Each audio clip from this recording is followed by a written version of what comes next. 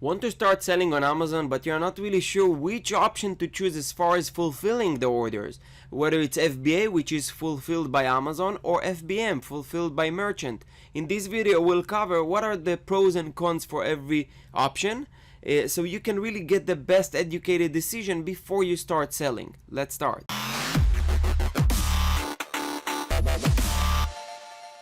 Hi, my name is Tomer from sourcingmonster.com. Welcome to another video, and if it's your first time here and you want to learn more on how you can create your own Amazon brand selling private label products and scaling it from anywhere in the world, start now by subscribing to the channel and click the bell so you don't miss any upcoming videos. Okay, so before we actually start to cover every pro and con for every option here, I would like to share what I am doing. So I am looking at it as something that I want to do from everywhere in the world, even though I'm located in the US and I can do potentially FBM, which is fulfilled by merchant.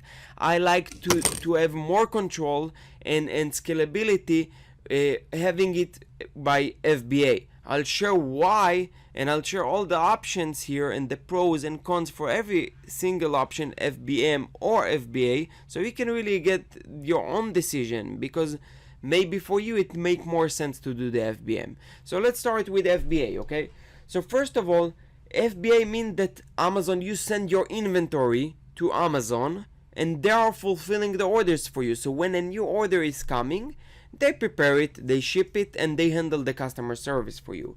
So Amazon takes care of customer service and shipping. So that's a huge thing. You don't have to talk with customers. You don't have to reply, oh, when it's going to be shipped. If the customer, for example, is having that type of question, they will contact Amazon. They will not contact you. That saves you a lot of headache, and sometimes it's more than money. So that's a really big plus. Second thing, conversions are higher because people trust the Prime badge even these days. So even when I say these days, amidst the coronavirus and people and it takes to Amazon longer time to really deliver the packages. It's not like the 1 or 2 days Prime promises that they had before. But still, even with that, people still trust and will buy more if you have the Prime badge. So that's a huge factor, and I think bottom line, when we actually want to sell on Amazon, we are looking at the numbers and sales. So I would love to choose an option that is giving me a better opportunity to get more sales. No need to deal with customers. So I explained about this before, but this is a huge thing, because if you have to deal with customers yourself, and I have a Shopify store as well, that takes a lot of energy and time, which you want to take this energy and time and really have that focus on the important thing in your business, like growth or having better system. So that's something that I definitely recommend doing. Fulfillment is done by Amazon. Focus on the important things and growing your business and not doing fulfillment. I just talked about that.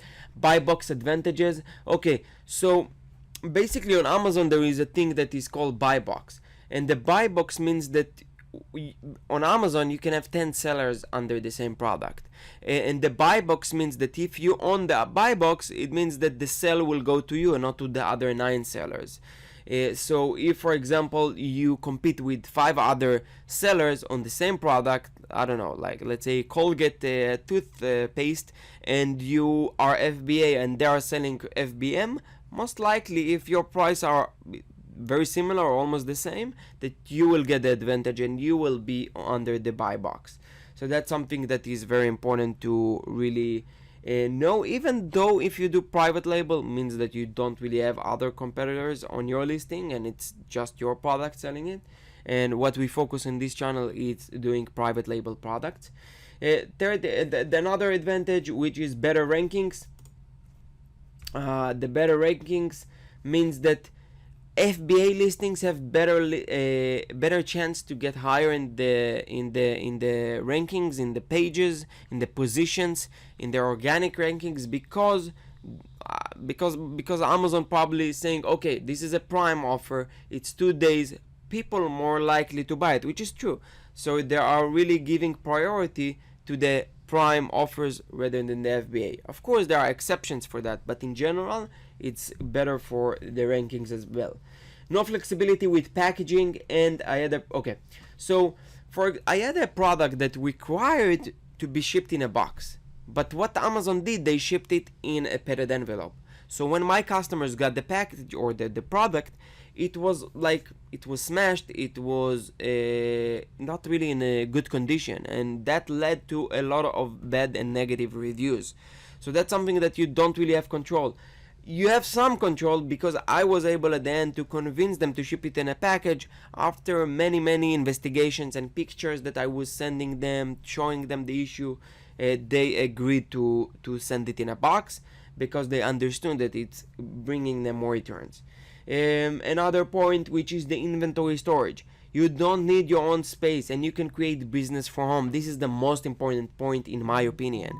You don't need to create a warehouse. You don't need to start with the office. You start with FBA from your home, from your room, from anywhere in the world, and it's something that is really unbelievable. It's unheard of.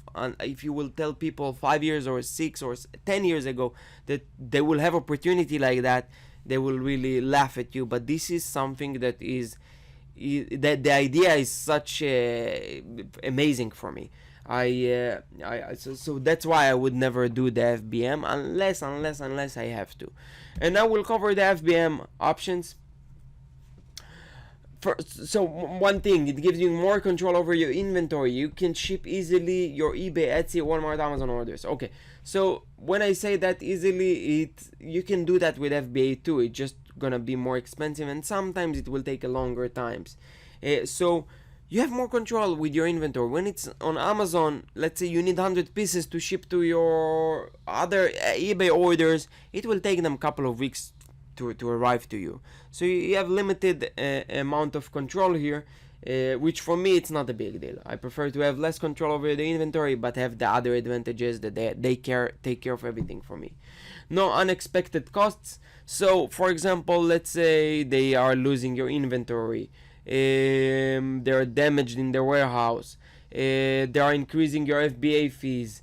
You have some things that are under your own control, which are by if it's stored by FBA, or if you do the FBA model. Less unavoidable losses due to changes in Amazon policy. So that's related to the previous point. Let's say for example Amazon decide tomorrow to increase the FBA fee or the percentages they give to affiliates, and they have the right to do it. They can change it tomorrow. You have no control over that. But if you ship it yourself, there is fixed fees, and that's it. Margins are greater. You don't have to pay FBA fees, and shipping costs are cheaper normally. So for example, if you ship through FBA, it's a fixed price for shipping, but it's not necessarily the cheapest option. If you ship it yourself, like USPS first class shipping, it could be $2-3. Obviously it depends on the item size and weight, but you can save a lot of money doing FBM on shippings, especially in shippings.